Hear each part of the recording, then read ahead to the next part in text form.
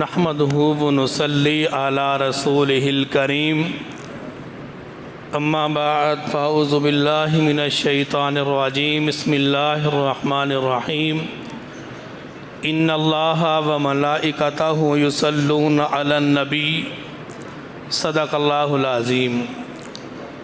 انتہائی واجب الاحترام حضرات علماء کرام، سامعین محترم، کچھ پروگرام ایسے ہوتے ہیں جن پروگراموں میں ہمارے جانے کی وجہ سے پروگرام کو 4 چاند لگ جاتے ہیں، اور کچھ پروگرام ایسے ہوتے ہیں کہ ہم جانا اس میں اپنی سعادت مندی سمجھتے ہیں۔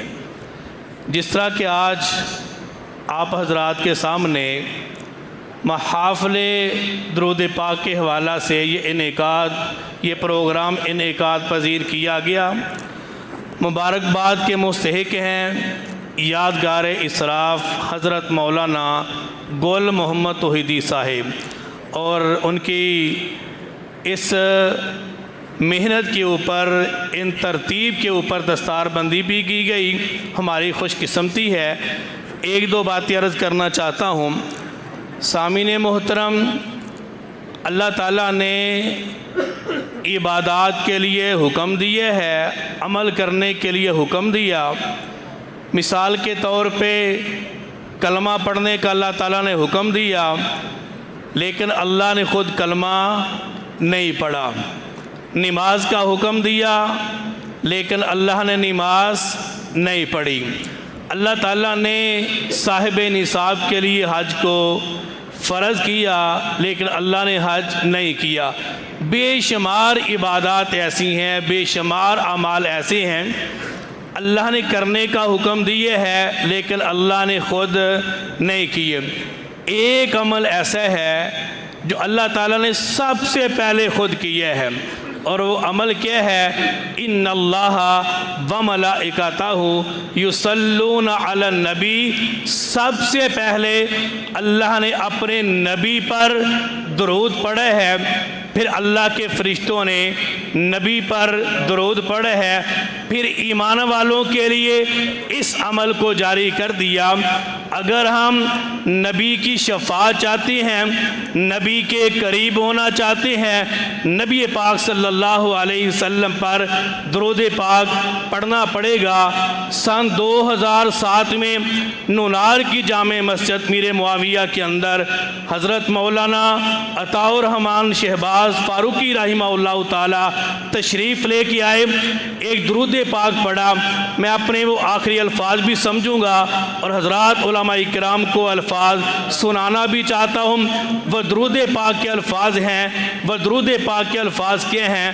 اللہم صلی علی شعر محمد، اللہم صلی علی عینین محمد، اللہم صلی علی لسان محمد، اللہم صلی علی اذنین محمد، اللہم صلی علی قلب محمد، اللہم صلی علی رجلین محمد، اللہم صلی علی نعلین محمد، اللہم صلی علی ازواج محمد، اللہم صلی علی اولاد محمد، اللہم صلی علی اصحاب محمد، اللہم صلی علی بالد محمد صلی اللہ علیہ وسلم۔ میری جماعت کا، اہل سنت والجماعت کا عقیدہ کیا ہے؟ جس طرح حضرت مولانا افتخار اللہ شاکر صاحب فرما رہے تھے، میرا یہ عقیدہ ہے، ہماری جماعت کا یہ عقیدہ ہے، آقا روضہ رسول کے اندر زندہ ہیں، جو وہاں پہ درود پڑھتے ہیں آپ سنتے ہیں، جواب دیتے ہیں، جو دور سے بیٹھ کے درود پڑھتے ہیں فرشتے خوشبو میں پیک کر کے آپ تک پہنچا دیتے ہیں۔ آخری بات جو رسول پاک صلی اللہ علیہ وسلم کو جو روضہ رسول کے اندر زندہ نہیں مانتا، وہ روضہ رسول کو جنت کا ٹکڑا بھی نہیں تسلیم کرتا۔ میں جذبات میں آ کے نہیں، علماء کو سبق سنانے کے لیے دو طبقے ایسے ہیں جو روضہ رسول کو جنت کا ٹکڑا نہیں سمجھتے۔ اگر جنت کا ٹکڑا سمجھیں گے ابو بکر کو جنتی تسلیم کرنا پڑے گا۔